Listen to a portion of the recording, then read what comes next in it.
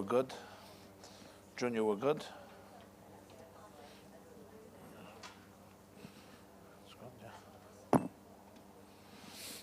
Okay.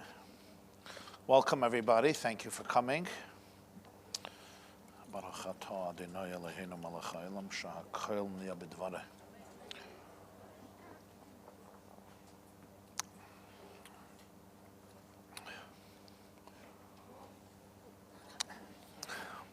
Before I begin, I just want to announce that next week we will have our regular class here. The week afterwards, they're taking down this tent, so the class will be moving to Rabbi Radinsky's shul, Avas Yitzchak, 73-4 Shea Road.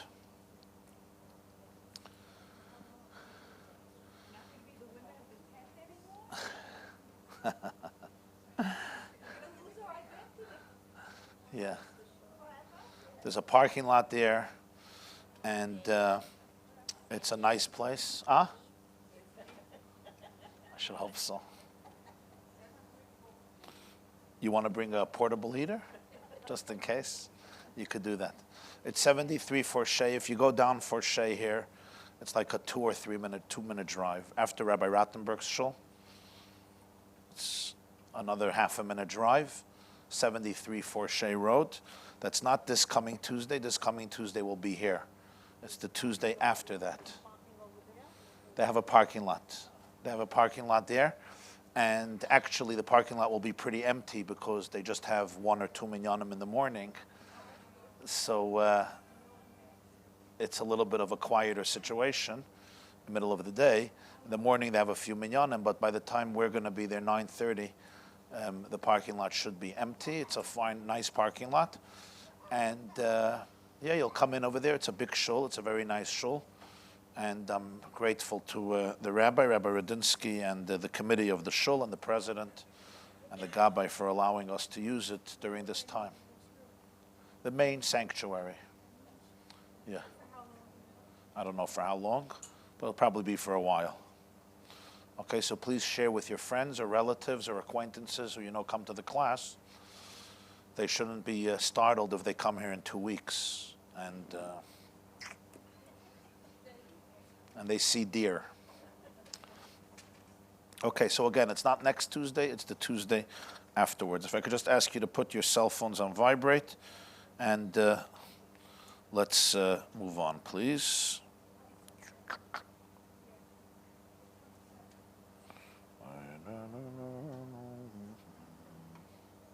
We're good, Junior? Excellent, thank you. Beautiful.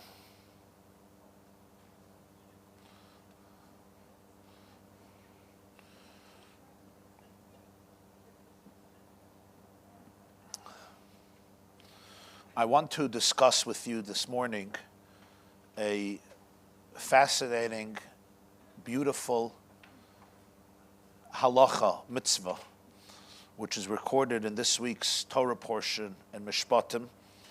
It's in Exodus chapter 22.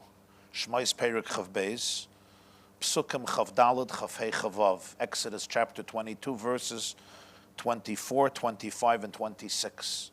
I'm going to read the verses inside and translate. Im kesef talve es ami, es ha'ani imach, loisia loikanaisha. When you lend money to my people, to the poor person among you, do not press the person for repayment. Loisisimun alav neshach. Also, do not take interest from the borrower. Im chaval tachbal salmas reyacha, ad boy hashemesh tishivenu loy. If you take your friends, the borrowers, night garment as security for the loan, you must return it to him before sunset. Of course, people often took collateral, as they still do for a loan, as a security that you're going to pay me back my loan. The Torah says, Im chavel techbel, if you took as security, as collateral, salmas reyacha, the night garment of your neighbor, of your friend who needed the money, make sure to return it to him before sunset. And here, the Torah goes on to say, listen to the words. Ki hi chsusay levada. Hi simlosay la'oirei. B'meh yishkav. V'hoya ki yitzak elai. V'shamati ki chanon ani. You know why you must return it to him before sunset? Because this alone is his covering. It's the garment for his skin. With what shall he sleep? Therefore, if he cries out to me, I will listen, because I am gracious and compassionate. There are 613 mitzvahs in the Torah. Most of them are recorded without an explicit reason, or at least not with a detailed, nuanced, elaborate explanation. Even when there's a reason given, it's much more general and brief. For example, sometimes the Torah will say, I want you to do this in order to commemorate the Exodus of Egypt.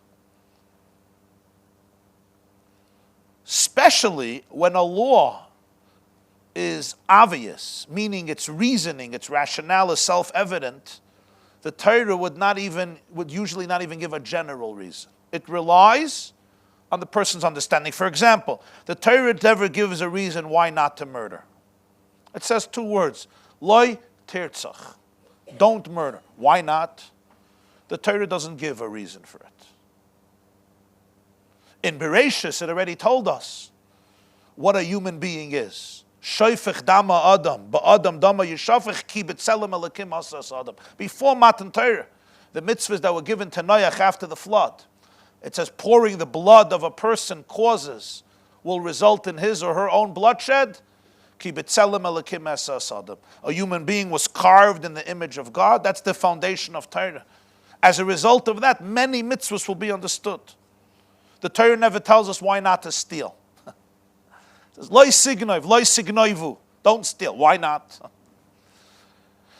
Torah never tells us why not to kidnap. It says you're not allowed to kidnap. This week, somebody kidnaps a person, sells the person, is a death penalty. Why? Doesn't say why.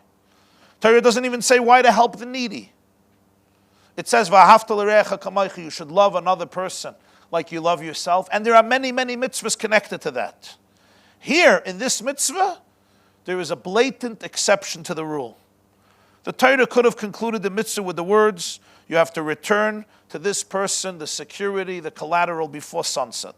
We would have all understood the reason. Why take it? Huh? Why take it in the first place? That's one second. You take it for daytime. You take it for daytime. You're saying, what's the point? Don't take it. So if the Torah is saying, you took his garment or her garment, you want security, give it back by sunset because it's a night garment. We could all understand the reason. You're talking about a poor person, a woman or a man. The person needs this garment for nighttime. That's the reason. Yet here, the Torah decides to present the reason, and not concisely, but with quite a lot of fanfare and drama, unusual in the whole Torah when describing a law. Doesn't just say return it before sunset and we'll figure out why. Ki hi ksusai levada. Because this alone is his covering. It's not enough. Hi simlosai la'oirei. This is the garment for his skin. B'meh yishkav. What is he going to sleep in? How is he going to sleep? With what shall he sleep? V'haya ki yitzak elai. And when he cries out to me, v'shamati, I'm going to listen. Ki chanonani, because I'm compassionate. Even if it wants to state the rational, the Torah could have given the reason very succinctly and very simply. For this alone is his covering. Give it back before sunset. Because he, ksusa levada, because this is his covering. He doesn't have another covering. We would all get it. Even if you want to give a reason, unlike most mitzvahs where you don't give, including charity or not stealing or not kidnapping or not murder, but here you want to give a reason, say it clear. Say it short, brief. Here the Torah feels compelled to give a very elaborate reason and a very dramatic one.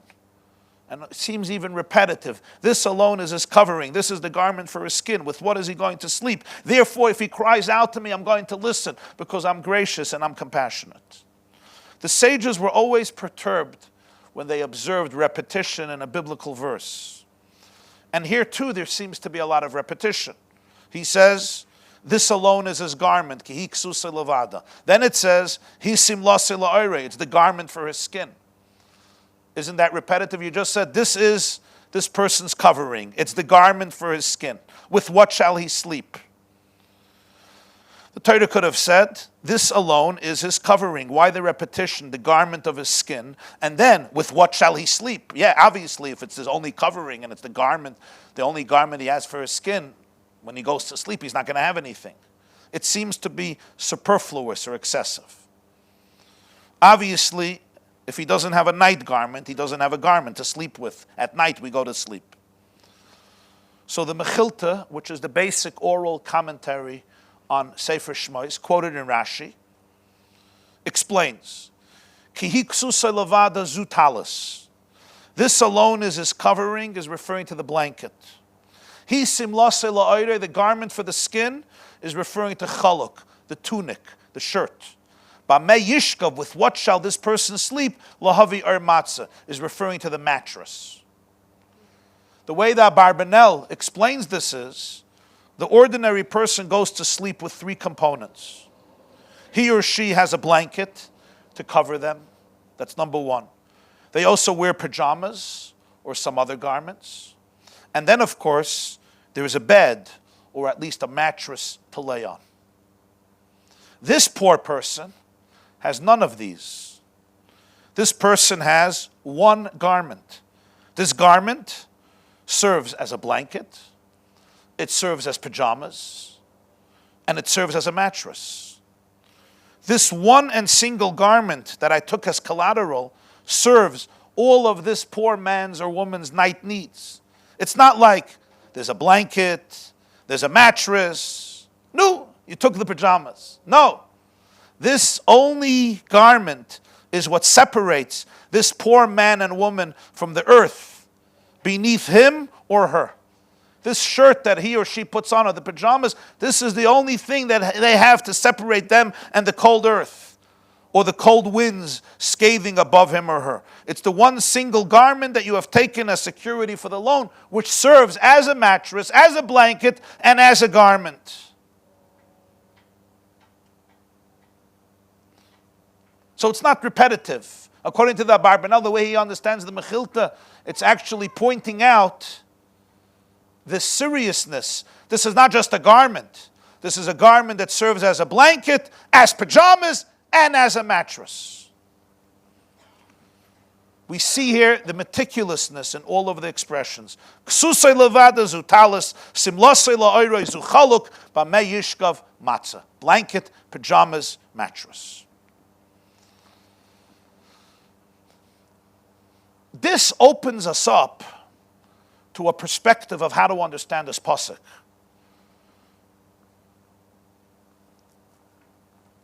Because we see here that the Torah is really trying to articulate the painful and devastating results that will occur if this poor person does not receive their collateral back at night. When the Torah says, with what shall he sleep? Bamei yishkav. With what shall he sleep? It's really not written to articulate the point itself. We understand the halacha. The objective is, it seems, to penetrate the heart of the reader. I'm trying to tug at your emotions, at your heart. We would have figured it out on its own. Trust me, anybody who reads Chumash, it says, give it back at night, you'll understand why. Even if you want to say, because this is what he wears at night or she wears at night, you would understand. But the Torah is trying to go one step deeper. With what shall he sleep is an attempt to penetrate our hearts. Why? By this law. As I told you, you could read through all the mitzvahs in the Torah. It usually says what to do. Sometimes you know the reason, often you know it, sometimes you don't, sometimes it's written very generally. Here there is a unique exception in the elaboration and the emotional elaboration. The reason is, perhaps because this mitzvah, this law, is unique from all of the laws of the Torah.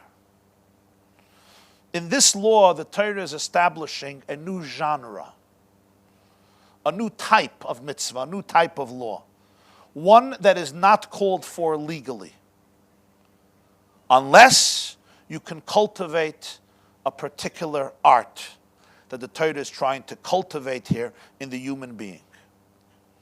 And it's important now to go back a few thousand years. Like everything, once it's established, once it takes root in a culture, once it becomes part of the collective and individual psyche of a people, it's obvious. But when things are first articulated and written and revealed, they're anything but obvious. In fact, many new ideas that emerged from the minds of individuals at first are dismissed, mocked at. They evoke cynicism or insecurity. First, people are deemed crazy. Then they're deemed in the second stage as liars. And then everybody takes the credit. First, he's a meshuggah, a dreiter. Then he becomes a liar, a manipulator. And then when we see he's right, oh, I came up with it.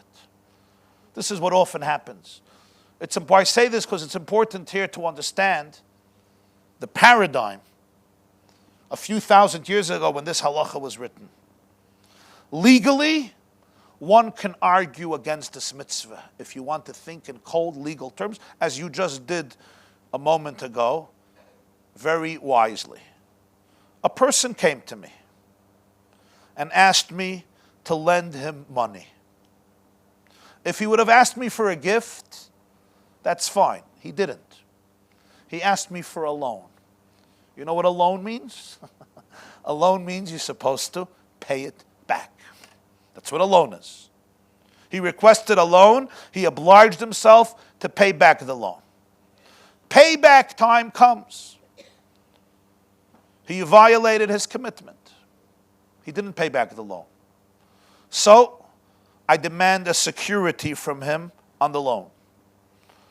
I want him to get me the money in one way or another. So therefore, I take the one thing he owns. What does he own? His night garment. Does it hurt? Of course, it hurts that he has to borrow money. It hurts that he doesn't have money to pay back. That's exactly the point. I want him to get me back my money, and until then, he doesn't get back his garment. As you said, you take collateral and then you give it back a few hours later, you take it again in the morning. So who's now the slave and who's now the owner? Basically, I keep on running to your house every morning to take back your pajamas. And then it's sunset. Oh, you have to stop everything. Your uncle needs pajamas. I run to give him pajamas in the morning. Give me back the pajamas. It's a loan. No, you got to run back. You have to drop everything. Your uncle needs pajamas. It's sunset. Remember, sunset used to mean it gets dark before Thomas Edison. But isn't that the point? I want to get back my money. You didn't pay me my money. You took money from me. I'm keeping my garment until you get the money. I didn't steal your money, and I didn't steal your garment. You gave me the garment as part of your moral obligation and commitment to pay me back. As you asked, by returning the garment to this person each night, after sunset, I'm actually undermining my chances to ever get money. This guy got cake, and he eats it too. He doesn't have to pay. He knows that Mr. Nice Guy, or even not Mr. Nice Guy, has a halacha in Parshas Mishpatim, Ad boy hashemesh tishivenu loy. You can't even wait to sunset. By sunset, it already has to be on the doorstep of his or her home. He got no urgent fire burning, nothing urgent motivating him to act swiftly. At night, I'm giving him back the garment. Doesn't it make sense legally to keep the garment until I get the money? Legally, this is a very strong argument. I didn't ask you to borrow from me. I'm not responsible for all the injustice, all the inequality in the world. You borrowed. You didn't have to. You're supposed to pay me back. I want security for my loan. But what am I doing? I'm making sure that you can get away with never paying me.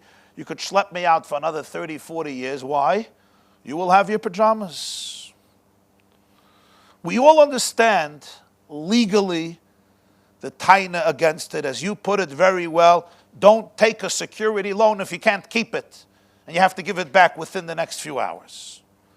That's why the Torah is compelled here to do something it rarely does. It asks you to empathize with the person. It asks you to put yourself in his or her shoes and appreciate what they're going through. Rarely is there a halacha or a mitzvah that the Torah ever does this. It tells you what to do, what not to do, what to eat, what not to do, what not to eat, what to touch, what not to eat, what to touch, where to go, what not to go, how to behave, how not to behave. What's moral, what's immoral, what's kosher, what's not kosher, what's sacred, what is mundane, what is pure, what is impure, what is holy, what is unholy. Here, it actually is not just giving a reason for a law. That it doesn't do usually. It's trying to take me on a journey into the other person's world, into the other person's life. It wants me to understand the world of the other person. It's not justifying his or her actions, negligence if there was, misconduct if there was, lack of responsibility if there was, laziness if there was or was not. You may be right in all of your calculations. Maybe this person has come to rely on others too much. Maybe this person is using the community and your generosity and not rising up to the plate. Maybe it's true, and maybe he or she has to be spoken to about that and figure out ways of dealing with that. That's all true. And therefore I may say, I have to hold on to this garment to teach this person a lesson. Comes the Torah and says these words. But this alone is his covering. Hiksusay levada, hisimlase la'oira, b'mei yishkaf. What's the Torah saying? I know what you're saying. I know your calculations. But this alone is his covering. This is the garment of his skin. With what shall he sleep? Is this a legal argument? Maybe yes, maybe not. The Torah says, maybe yes, maybe not. But I need you to experience for a few moments the end result. This is the only garment this woman or man owns at night. You can take it from them, and you could claim you're right. But the bottom line is, with what is she or he going to go to sleep? Or as the Medrash puts it, Medrash Tanchuma, Parshas Mishpatim, and the Medrash always fills in the gaps. With what while he sleep or she sleep, the cold will devastate this person during the nighttime. I'm going to be in a warm bed with your pajamas hanging in my closet. Maybe I'm right. But it's a cold night. This person is left with nothing. Literally nothing. No blanket, no mattress, and now not even a shirt. There's another medrash in Tanchuma Parshas Mishpatim, and this is such a moving medrash. It's worthwhile to quote verbatim, and I'll translate. The Torah doesn't only say, with what shall he sleep or she sleep. The Torah says, and when he screams to me, I'm going to listen because I'm gracious. What is he going to scream about? He didn't pay back a loan, and I took his security. I have his collateral. So the Medrash says, Hu koirei tagar lefanai va'omer, riboyin ha'olam, ani adam v'hu adam, hu shoichev al mitasoi, v'ani b'meh eshkav, lefichach v'shamati kichanananu, ani. The poor man is going to criticize me. He's going to complain to me. Koirei alai tagar. He's going to get upset, so to speak, on the Ribbono Shel Olam and God. Master of the universe. The Medrash quotes him as saying, I am a human being, and the lender is a human being. He sleeps on a bed, and I don't have on what to sleep. I don't even have a garment to separate me from the floor. I don't have a garment even to cover me. God says, to these words, I listen. Kichanonani. The poor man is, in other words, going to cry to Hashem, and he's going to say, I know I have to pay my loans. I know this person didn't steal my garment. I know this person was actually kind. He gave me a loan when I needed the money. You're right. I have one question. It's an existential question. It's an emotional question. It's not a legal question. We're both humans. Why does he have a bed? And why don't I have a bed? Ani ben Adam v'hu ben Adam. We're both human beings. This person has a mattress, I don't have a mattress. All the legal rights in the world, all the logical calculations in the world don't have the power to answer this question. We're both human beings. We were both carved and are carved in the image of God. We were both born from mothers and fathers. We will both die and become fodder for the worms. Why does he get to go to sleep each night in a bed, in pajamas, covered by a blanket, and I don't?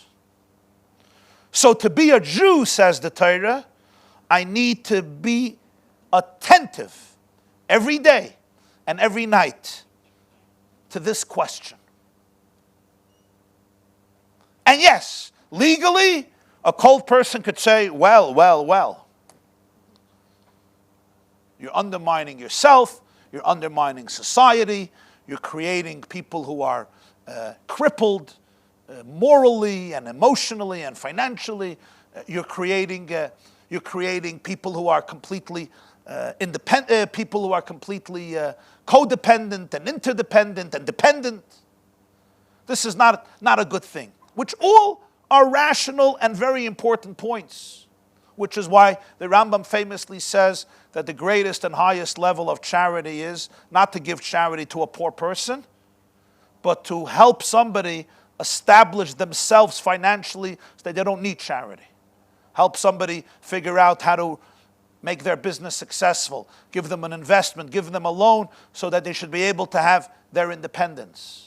That's the greatest form of tzedakah, not to make people reliable and dependent.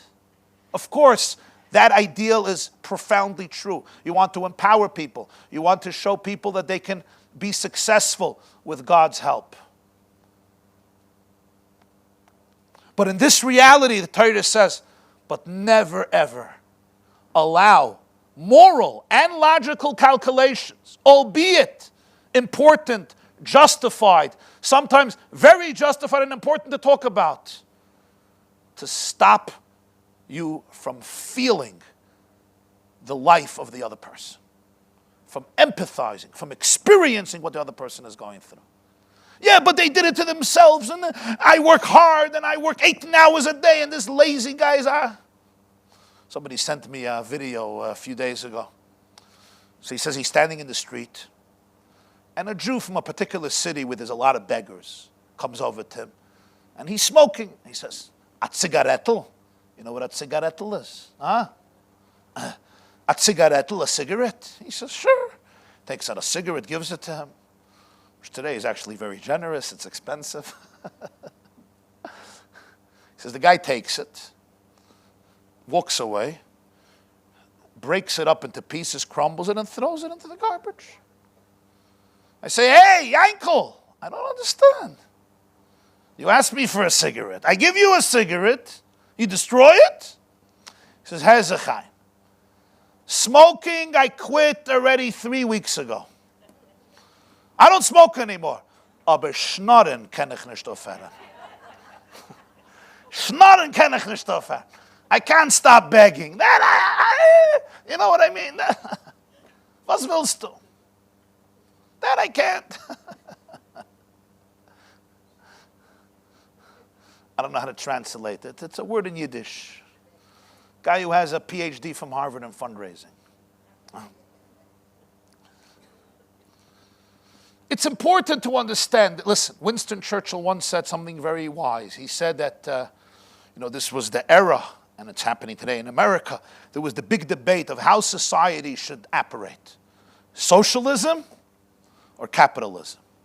I don't have to tell you that Karl Marx was a Jew, and his manifesto advocating a socialist world triggered and captured the imagination of millions of Jewish youth, which is why Jews in the last century were some of the greatest supporters of the socialist revolution, the communist revolution, and the Bolshevik revolution. Of course, in their mind, it was supposed to be paradise to humanity.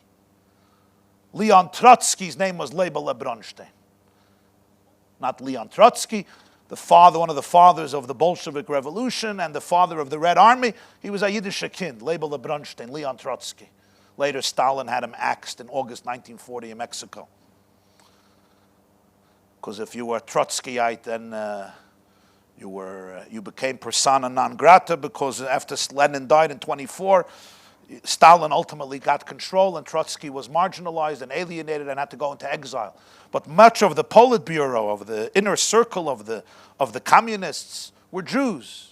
They hated Jews, they hated Judaism, but they were Jews, and they were proud Jews. There were millions of Jews who supported socialism and communism. In their mind, this was messianic. Equality. Nobody owns anything. There's no jealousy. There's no competitiveness. You don't have such a story of you giving me a blanket at night because I don't have what to sleep. It's not your blanket. It's not my blanket. It's the people's blanket. Mai Tzu-tung, the People's Republic of China.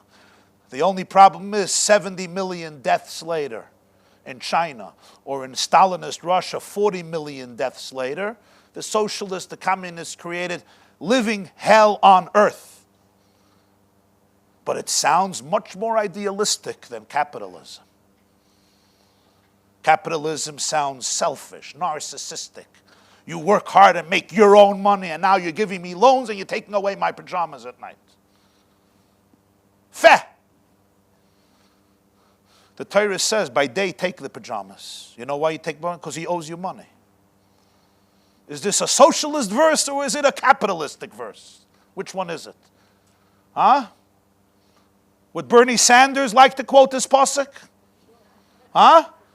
Sunset. He doesn't have what to sleep in, right? But in the morning, you could take it back. You could take it back. It's so important to see the nuance of Judaism. So I'm going to quote Lahavdil Churchill, who once said, he said, capitalism has a very big problem. It's the unequal distribution of success. And it's unequal. Socialism is the equal distribution of misery.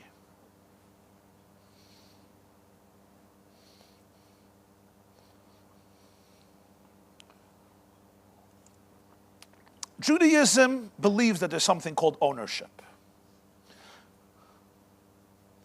There's something called property. There's something called boundaries. There's something called hasagas gvul. There's something called bailos. There's something called kinyan, acquisition, it's mine. But Judaism also says, Lashem ha'aretzim loya, tevel v'yoshviva.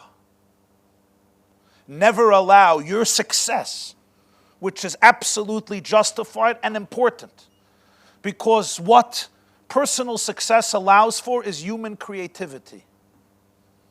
It allows for people to work hard and generate income and be very successful.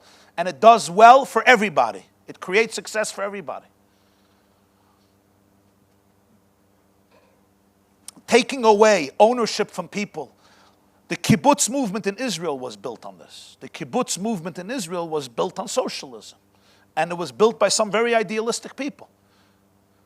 Socialism in the books, in theory, is very idealistic. In practicality, every society that tried to create it, created a living purgatory. At least many of them. And the reason is that you can look what happened in Pol Pot's Cambodia, you can look what happened in Stalin's Russia, you can look what happened in Mai Tzu-tung's China, you could look at Cuba, etc. Why is this? The reason is, as George Orwell will explain to you in Animal Farm, because communism is based on the fact that all people are equal, but some of us are more equal than others. Who's going to guarantee that? And what if the people on the top don't have pure hearts? You have a disaster, a catastrophe. Besides that, as the Gemara says, Adam roitze bekav shaloi mitisha kavam shel chaver. When you own something, when you create something, you put your heart into it, you put your soul into it. There's a special creativity that is cultivated through the entrepreneurship, through the human ingenuity, that it becomes yours. And everybody gains from it. It's called empowerment. But the Torah says, never forget Lashem ha'aretzim loya. And therefore, you can have all the calculations of capitalism in the world. But when you're going to sleep, you need to stop and say, okay, maybe that person needs help in one way or another. But it's cold at night. You have a sheet, you have a blanket, and if you're in a hotel, you have another 4 blankets. You have 20 pillows, you don't know what to do with them. And you could put the heat a little higher. You can even drink a hot coffee, even take a salt bath in hot water or go into the steam. For work, maybe you worked very hard, and this person, and this person has nothing to sleep in. Remember that, recall it, understand it, empathize it. There was the great founder of the Mussar movement, Rabbi Yisrael Salanter, who lived in the 19th century, Rabbi Yisrael Lipkin, and he once said, you know, in every Jewish kitchen, what happens when you find a Blutstrop? A Blutstrop. A blood spot. A blood spot. You're making an omelet in the morning, you're making an egg, and you find a blood speck in a fertilized egg of a chicken. So the egg is unfit to eat. And every kosher kitchen, they take the egg and they throw it in the garbage. You spill out the yolk and you throw it in the garbage. Rabbi Saul Salanta said, but sometimes you're looking at your money and you could find a Blutstrop on your money. You could find on your money a speck of blood from the person you squeezed out. You squeezed his blood. You have green dollars. You have a check, signed check. But he says, look, there's blood on it. There's a Blutstrop on the check. It's not in the egg. It's on the check. It's on the dollar bill. He says, do you realize that that money is also treif, just like your egg? He was once, his students were going to bake matzah Erev Pesach. So they asked him, Rebbe, before we go to the matzah bakery, tell us if there are any hidurim, any special halachos that you are careful for when we bake the matzah. Because when people bake the matzah, there's a lot of stuff going on there. I mean, many of you are spared. But if you go to a matzah bakery, you'll see there's a lot of tension going on over there. Because of the chashash, the concern, chametz, and changing the sticks, and cleaning the bowls, and making sure that the dough is kneaded swiftly so that 18 minutes don't pass.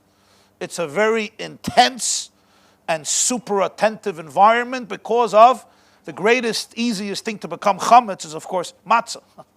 It's the most natural thing to become chametz because it's flour and water. So they asked Rabbi Sol Salanta if there's any special hidurim, any special chumrah, stringencies that he wants them to adhere to when they bake the matzah. So he said, yeah. And you know what he said? He said, the woman kneading the dough is an almana. She's a widow.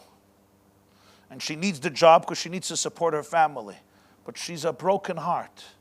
And in the matzah bakery, they always scream, Schneller, schneller, schneller, was kratzer, fast, fast, fast, come on, come on, come on.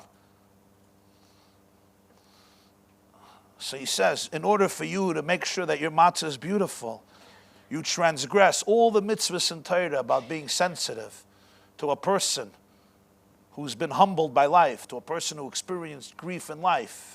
And in the name of your own religiosity, you're screaming. So he says, my hidur, my beautiful matzah will be if I know that when I eat the matzah, nobody was screamed at, no widow was hollered at when you were trying to bake this matzah. In other words, I don't want a blutstrop on my matzah.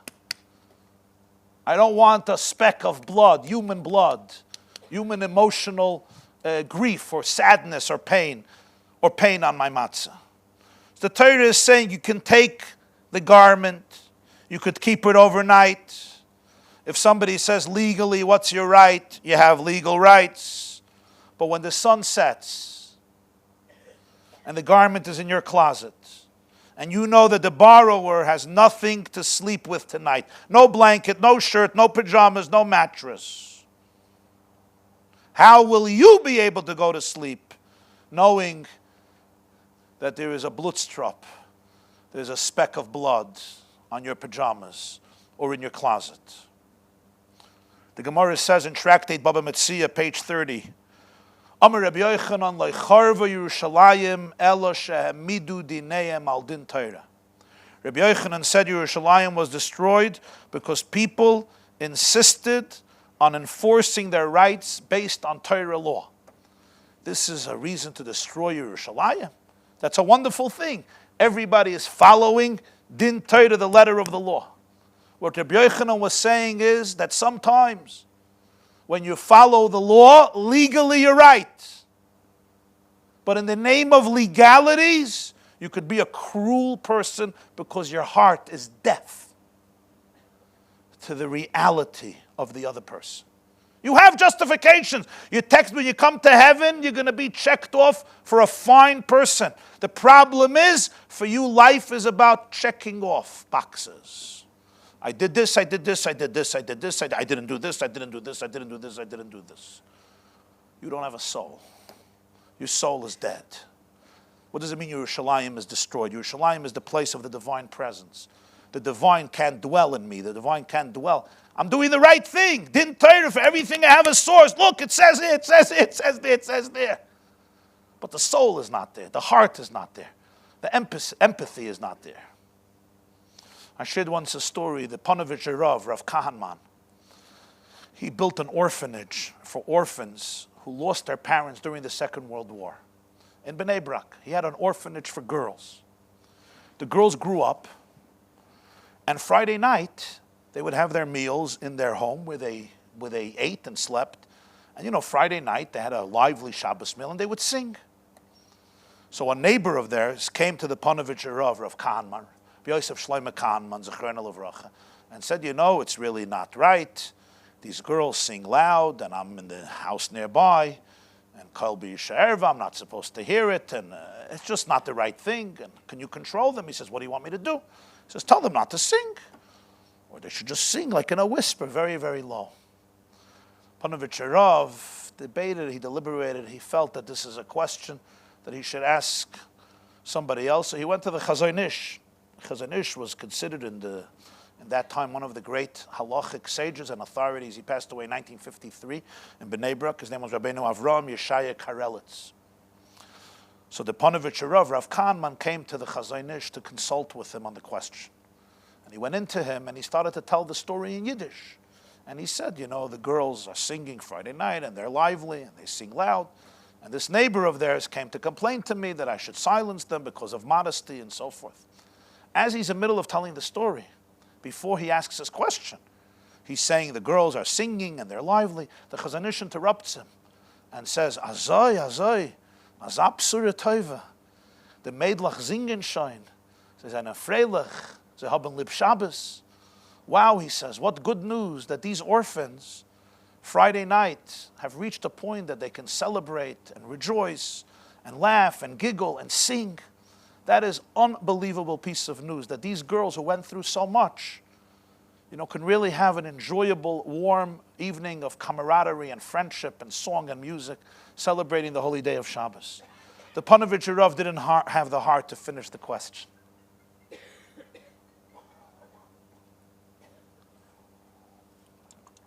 My speculation is that the Chazon Ish understood what he wants to ask, but he was making a point. And the point is, these girls have been through, have endured such pain in their life. They come together Friday night and they're singing. That's an extraordinary piece of information. Are you going to stop that? How can you stop it? So now you'll ask, but the person is a neighbor. If you could just put your cell phones on vibrate. The answer is, go to a shul, learn till 2 o'clock in the morning. By then the girls will be asleep and go home. If it's not good, move to Yerushalayim for Shabbos. If that doesn't work, come to Muncie for Shabbos. This is quiet around here, one of these tents. At least till they take it down. On the books, what do you mean? Kol B'Yishaerva. I live here. I have a right to this house. They're next door. Tell them to be quiet. You have to have a soul. You have to have a soul. You have to have empathy. The man is going to scream. Ani ben Adam, v'hu ben Adam. We both were born from mothers. We both ran around as babies. He's in this place in life and I'm in this place in life. Why? And for that, there's no easy answer in life. That's why the pasuk has to elaborate here. It's not a regular mitzvah. This is asking you to do something very strange. In the morning, you're holding on to your rights. In the morning, you're a capitalist. And in the evening, you're a socialist. You know what a socialist is? You're a socialist. Who are you? Who are you? There was a reason that so many Jews were socialists. They found it in Judaism. But which one is true? Somebody once asked the sixth Lubavitcher Rebbe, he was on a train in the 1920s. In the 20s and 30s, Jews all day would argue which is the right ism in the world. Today, the discussion is more about iPhones. But in the 20s and 30s, in the salons in Paris and Berlin, the conversation was, what's the future of humanity? So he was traveling on a train, and there was a group of Jews, intellectuals, and each of them had a different opinion. Which political philosophy does Torah embrace? Some were saying Torah is capitalistic. Ownership, people own. Others said, no, Torah is socialist. 10%, you have to give tzedakah. It's not a choice. You have to give. Better 20%. There's Truma and Maisa, Maisa Rishon, and Maisa Sheni, and Maisa Oni, and Leket, and Shikha, and Peya. And there's Moyes Chitim, and there's Matnas Kohuna, and Karbon. It's full of things you have to give and share. And Achnas Sarchim, and Avos Yisrael, and Gemilas Chsadim, and no interest. It's all socialistic. And they argued back and forth, and everyone brought proofs to their side from Torah. So they went to the Lubavitcher Rebbe, the sixth Lubavitcher Rebbe, Rabbi Yosef Yitzchak Shneis, and they asked him for his opinion. So he said something very profound. And you could hear the emes of the truth of it. And he said, every political system, almost every political system that has emerged since the beginning of human civilization to figure out how to run the world, because whenever you have a group of people living in one territory, you have to have a system. How are you going to balance the need of the individual versus the needs of the collective? This is the great question of what politics is. How do you balance? We're all living in the same city, the same town, the same state, the same country, the same region, the same Medina. How do we navigate the tension between me as an individual and us, and protect the group also from enemies? It's a very delicate question. So many different systems emerge. He said, most of the systems, they have toiv and they have ra. Some points are good, right, true, moral, divine. And some points are ra, destructive. The nekudas hatoiv in every system was taken from Torah. The good point in every single system, that was taken from Torah. So in Torah you'll have capitalism, you'll have socialism, you'll have complete equality, you'll have differences. It's all true. In every system there's toiv and there's ra. Ein toiv b'loi ra, ve'ein ra b'loi toiv. The nekudas hatoiv, the point of toiv, was taken from Torah. In the morning, you're a capitalist. At night, he owes you money, but you give him back those pajamas. Why? Ki chanun ani. He's going to scream. You have to you must never become deaf to the cry, to the reality, to the experience of the other person. Not all of us have this situation practically where tonight before sunset around 5:30 you're going to be running to somebody's house with a pair of pajamas. Thank God. But let me give you a different story. You're having a dispute with your brother. You're having a dispute with your sister. Present company excluded. You're having a dispute with your partner, with your friend, with your employee. You're having a dispute with your mother-in-law. Present company excluded. It's a serious dispute. You want to take away from them what they think is theirs, or what they claim is theirs, or what they in their delusions have decided is theirs. Legally, you're right. Rationally, you may be right as well. According to book texts, you're right. And you can do what you have to do, and you could go home with a clear conscience and say to yourself, I'm a good person. And sometimes, that's what you have to do. But sometimes, you have to listen to the words of the Chumash and Parshas Mishpatim. Ki hi ksusay levada, hi simlasay la'oirei, ba'amei yishkav, v'hoya ki yitzak elai v'shamati ki chanananu. This alone is his covering, the garment for his skin. With what shall he sleep? This doesn't mean he's right, she's right, you're wrong. It means never become deaf to the experience of empathy. I need to always understand what another person is going through, even if they have made erroneous decisions. Even if they're living in a bubble and they see things from a very small place. Even, especially if they're suffering from a personality disorder, from a mental challenge, from traumas, from abuse. Even if person makes irresponsible decisions. It may all be true, and sometimes you have to create borders and protect yourself. We all know about that, and your therapist will explain that to you much more. But before you make your final decision, always ask yourself one question. And this is a question that people don't ask themselves. And the pain they cause themselves as a result of not asking that question is much more than many of your therapists will tell you. And that is two words, Bamei Yishkav. With what is she going to go to sleep? What will this do to her or to him? What will be the end result? What will I end up with, and what will they end up with?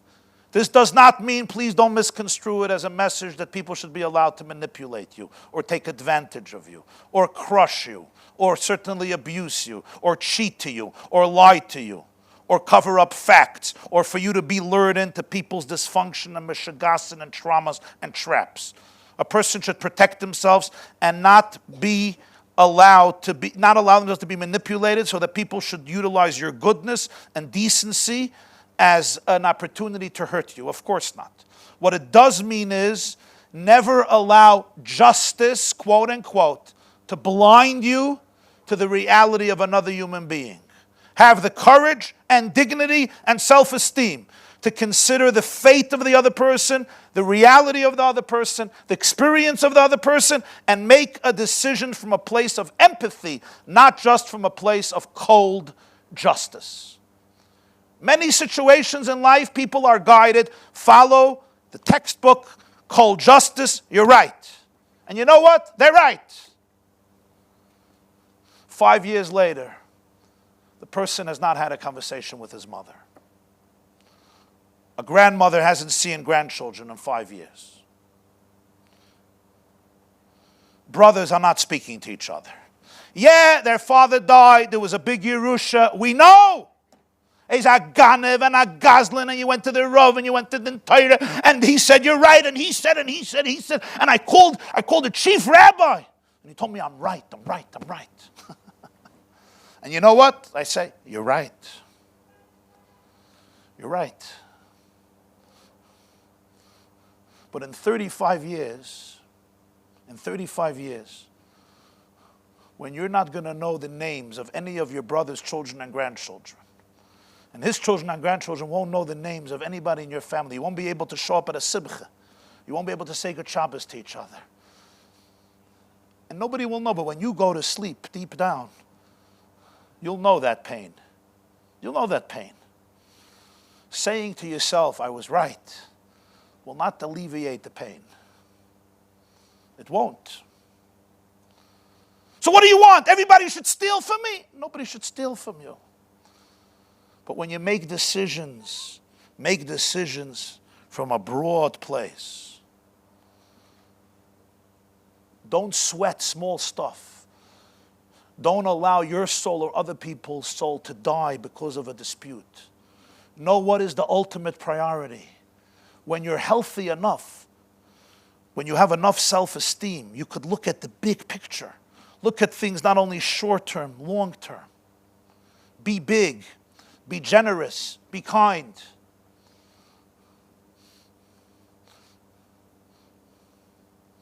Why? Because sometimes the pain of giving something up that is precious is far, far less than the pain of ripping up a family to shreds, of alienating yourself from your parents, from your siblings, of alienating children from their family. Now I know some of you are thinking, hey, he doesn't know my mother. He doesn't know my brother. He doesn't know my sister. I'm not talking a case of physical danger. I'm not talking about rape and abuse. I'm not talking about physical violence and danger. I'm not talking about that. I'm also not talking about emotional abuse where you have to create certain boundaries. I'm not talking about that. I'm talking about decisions where in your head, intellectually, you're right. But emotionally, there was another way. You could have gotten off your high horse and made space for the reality of the other person without following everything to the letter of the law, because that's how your Yerushalayim is going to get destroyed. When I follow the letter of the law, and if it doesn't fit into my box, it's out. The Torah says that's not a way to live. It's too of an it's an impoverished way to live. I once asked a marriage therapist, from all of his years as a marital therapist, what was some of the most important lessons he learned. And he said something very profound. He said, years of doing marriage therapy taught me that sometimes there is mental illness, sometimes there's personality disorder, sometimes one of the parties has been very badly abused, and therefore they can't function in sanity. That's true. But he says very, very often, in all other cases, it's usually never, it's usually, and sometimes never, about right or wrong. He's right, she's wrong. She's right, he's wrong. And it's not how you solve the problem. And he said to me that the greatest compliment he gets constantly is when both the husband and the wife who are in conflict tell him, wow, I like that you're on my side. She says, you're on my side, and he says, you're on my side. He says, I know I'm doing the right thing. It's not about right or wrong. Very seldom is it about right and wrong. There are situations, again, somebody's just traumatized, they have a serious mental illness or a personality disorder, and then it's not rational anymore. But so many cases is not about that. What is it about? It's about the ability of one to see the other person's world. The ability of the other to see the other person's world. Not even to agree with you. And not even to see it like you see it. But to accept that this is your reality. And without the need to make fun of it. Without the need to crush it. Without the need to say there's only one way of looking at things. Because in a marriage, truth is usually not objective. It's subjective. Yes, we don't like agreeing. Somebody once said, what's the difference? It says, Minig Yisrael Tayruhu. And it also says, Minig Oisius Gehenim. Is Minig Torah, is Minig Gehenim? I said, it's simple. If it's my Minig, it's Torah. If it's your Minig, it's Gehenim. It's great to say it's objective, but it's not. There are exceptions, as I mentioned. It's really acknowledging. Two people are in a car. We're looking out the window. You see a landscape from the right window. I see a landscape from the left window. They're different landscapes. Nobody is blind. But marriage is driving a car together, if you haven't figured it out now, especially Chalamoyed. It's getting into a car. It used to be a station wagon, you remember? A brown or blue station wagon. Today, Baruch Hashem, we have updated. You're in a car. There's windows. You look out your window. I look out my window. I can't look out your window, but I can understand that you have a window and that you're looking through that window. Even if it's not my experience, it's not my emotion, and I can have all the excuses in the world and knock logic into his head or her head. But can you really tune in to the reality of the other person, to the reality of the other person's perspectives. So true with children, especially teenagers, people growing up. You could follow textbook, but you should have done this, you should have said that. And it's important to have priorities and values in textbooks. But you have to tune into where your child is. But why does the guy have to borrow money and be a schnorrer? Great question. He had an opportunity to get a job 3 weeks ago in the grocery store. He's lazy. I'm not giving him back his pajamas. Got it. It's 12 below zero, and you're going under a blanket, and he's beer in his house. Could you look at that? Can you shed a tear? Can you embrace that? If you can't, God says, you're depriving yourself from a relationship with life, from a relationship with the human condition. I want to tell you an experience I once had I'll never forget. Rabbi Soloveitchik passed away in 1993. Rabbi Yoshe Ber Soloveitchik, Zechorna Livracha, Rav Yosef Dov Halevi Soloveitchik, Rabbi J.B. Soloveitchik, who was the rabbi of Boston and the Rosh Yeshiva of Yeshiva University, Yeshiva Rabbeinu Yitzchak Elchanan for many years. And he's considered one of the luminaries of modern Orthodoxy. He passed away Pesach 1993. I went to pay a shiva call. I was a yeshiva bacher, a yeshiva student. I went to pay a shiva call at his home in Brookline, Massachusetts. His two daughters were sitting shiva, Rebbetzin Twersky and Rebbetzin Lichtenstein. Rebbetzin Twersky was the wife of Rabbi Yitzchak Twersky, the Talner Rebbe and professor of Judaic studies at Harvard, and Rebbetzin Lichtenstein, the wife of Rabbi Aaron Lichtenstein from Gush Etzion, who recently passed away. Those were the two daughters of Rabbi Soloveitchik sitting shiva. He has a son, Chaim, but I don't think he was there. I was sitting there. The two sons-in-law, Rabbi Twersky and Rabbi Lichtenstein, Zechronim Livracha, were standing. And the two women, the two daughters, Rebbetzin Lichtenstein and Rabbi Twersky, were sitting. And I still remember, it was pretty late at night. I think it was 10 or 11, maybe even a little later. I think it was even the last night of Shiva after Pesach. An old woman came in. She was short, she was skinny, she was frail. I don't know how old she was, but she looked like in the realm of 90, which was the age of Rabbi Soloveitchik, who has just passed. She sits down in front of Rebbetzin Twersky. And she says these words, and I was sitting 2 chairs over, so I heard it. And she says, I didn't know your father. I didn't know Rabbi Soloveitchik. I lived across the street. I'm living here most of my life, but I never had a chance to talk to him or to get to know him. But he would come outside and take a walk. And watching him from my window warmed my heart every single day. I felt privileged that I could live near him, and the greatness that was in my midst meant so much to me. It literally brought a smile to my face every day I would sit and watch him take a walk. It was very beautiful. The daughter, Rebbetzin Atara Twersky, began to sob. She's sitting there and sobbing. So someone close to her asked her, Atari, he said, or Mrs. Twersky, what triggered such sobs? And this is what she said. She said, for the last 7 days I'm sitting shiva here for my father, Rabbi Soloveitchik. Hundreds, thousands of people came. Not one person spoke about my father. Every person spoke about themselves. Every person. Your father told me. Your father went with me. I gave your father a ride. So I asked your father, and he said, it's a good question. Your father was my teacher. Your father taught me this. All about themselves, using my father as the backdrop to talk about themselves. Your father and I were buddies. Your father and I were best friends. Your father screamed at me. Your father chastised me. Your father loved me. Your father had an issue with me. But somehow they were part of the picture. I came to your father, he came to me, I gave him a lift, I did this for him, I took him, I helped him, blah, blah, blah. He had a crisis, he called me, he told me, he advised me, my shidduch, not my shidduch, become a rabbi, not become. He says, everybody was talking about my father, of course, not about themselves. Nobody sat down and said, I'm going to talk about me. They spoke about my father. But really, they were talking about themselves. She said, because that's what people do.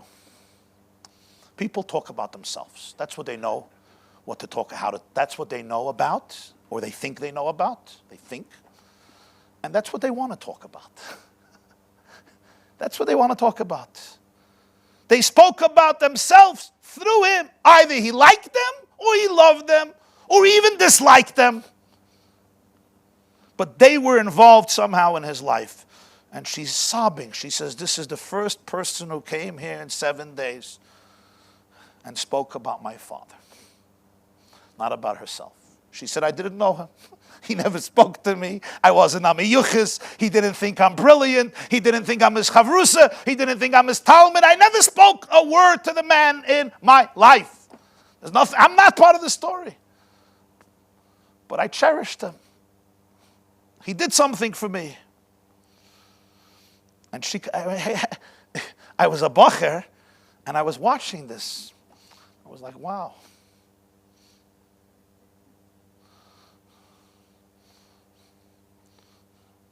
She didn't speak about herself. I want to tell you another story. This story I did not experience. It's a story about a man named Fiorello LaGuardia. I do spend a lot of time in LaGuardia Airport, named after Mayor LaGuardia. Certainly with all the delays in LaGuardia, I spend extra time with Mayor LaGuardia's legacy. But he died in 1947, before I was born. He was Jewish. Mayor LaGuardia was Jewish, yet as many Jews of his generation, he chose not to wear his Jewish heritage on his sleeve.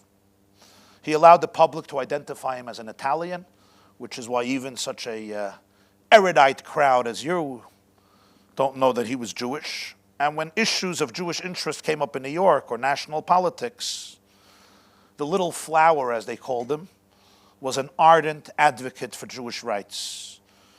As mayor of New York in the 1940s, he was one of Hitler's most outspoken spokesmen and opponents. LaGuardia, his father was a Catholic. His mother grew up in an observant Jewish home in Trieste, in Italy. So his mother was an Italian Jew, his father was a Catholic. In his day, he was popular for riding in the fire trucks with firefighters, joining police officers on their beats, and taking orphan children to baseball games. But I want to tell you one story about Mayor LaGuardia. It was an icy, bone-chilling night in January 1935, during the depths of the Great Depression. And you know what a New York cold night in January can be like? Mayor LaGuardia arrives at a night court in one of the poorest areas in New York. He told the judge to take the night off, and he presided over the court. A short time later, an old woman dressed in torn clothing stands before him. She is charged of stealing a loaf of bread. LaGuardia looks at her and tells the woman, "Did you steal the loaf of bread?" She said, "Yes." And then she said, she has a daughter. Her daughter was married. Her daughter's husband ran away, fled the home. Her daughter was sick. Her daughter has 2 children. They had no father. He left. Their mother was sick, and they had no bread to eat. They would die from starvation. So she went to a store, and she shoplifted a loaf of bread to feed her grandchildren. LaGuardia turned to the shopkeeper, He's the one who pressed charges against this lady whom he caught stealing the bread. The shopkeeper turned to LaGuardia and he said, listen, I feel sorry for this woman, but this is a bad neighborhood. Everybody steals. They love stealing here. This is a poor neighborhood. People have no money. And if you don't punish her and you don't use her as an example, the moral caliber of this town will become catastrophic. Everybody will steal. You must punish her to set an example for everyone else. No, what do? Mayor LaGuardia had a dilemma. Under the law, the woman was guilty. She stole a loaf of bread from a store. She would have to be punished. Given the reasons for her committing the crime, he felt to punish her would be an injustice. She had no money, and there were 2 kids starving to death, 2 grandchildren. How could you punish her? The textbook penalty for shoplifting in 1935 was $10 or 10 days in jail. $1 per day. $10, 1935 during the Depression, a lot of money. 10 days in jail is 10 days in jail, $1 a day. What would you do if you were the judge? $10, 10 days in jail. LaGuardia fined the woman $10. He said, justice is justice. A thief must be fined. Then he did something which stunned the courthouse. He took out a $10 bill from his wallet. He gave it to the woman so she could pay her fine. Then he looked around the crowded, bustling courtroom, and he fined everybody in the courtroom 50 cents. Why?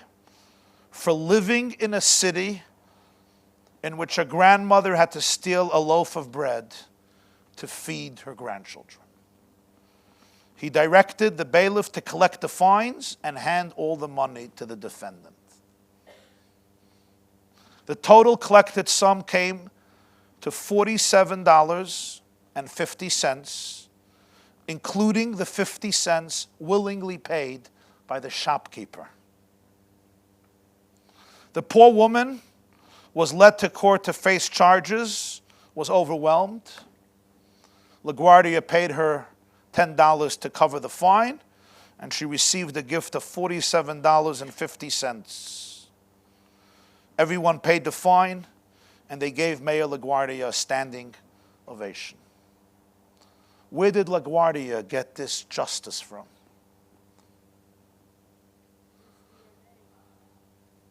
His mother came from an observant, knowledgeable Torah family. A pasuk mishpatim.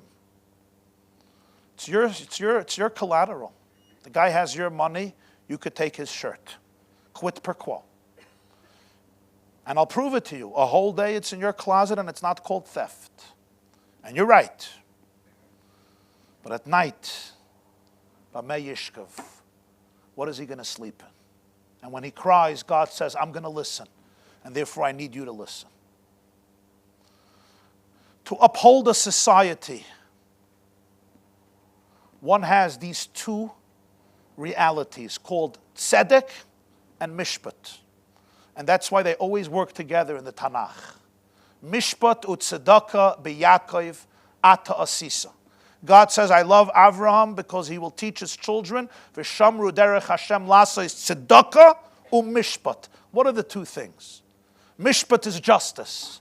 Tzedakah is tzedakah, generosity, love, kindness, empathy. Tzedakah also is connected to the word tzedek, but it's also connected to the word tzedakah. Tzedek, tzedek, tirdoif, twice. LaGuardia understood that in a city where people could go into a store and shoplift, you destroy the morality of a community. You destroy civilization. You're not allowed to steal.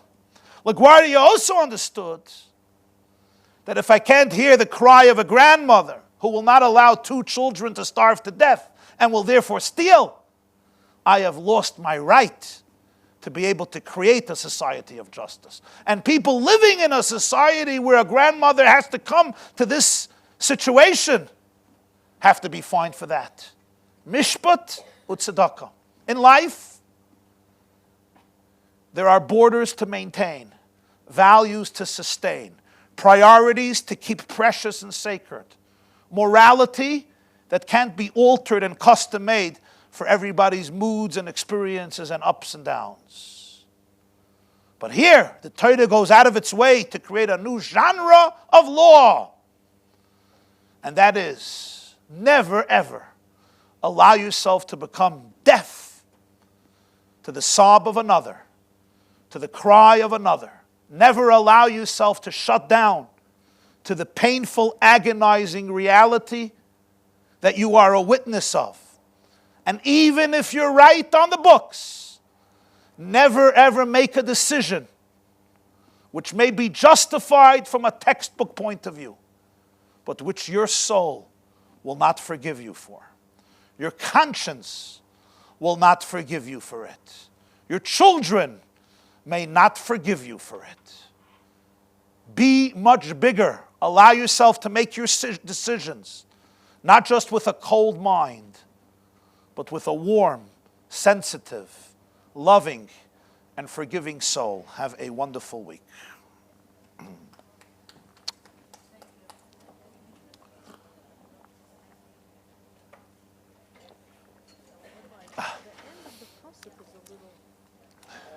V'shamati ki chananane. No, because they say that if you don't, I'm going to listen to him. It's going to come to me and I'm going to listen to him. That's not what he says. So what is that, a threat? That if you No, listen to him... no. Just like I'm listening to him, you also listen to him. You understand? Sounds like...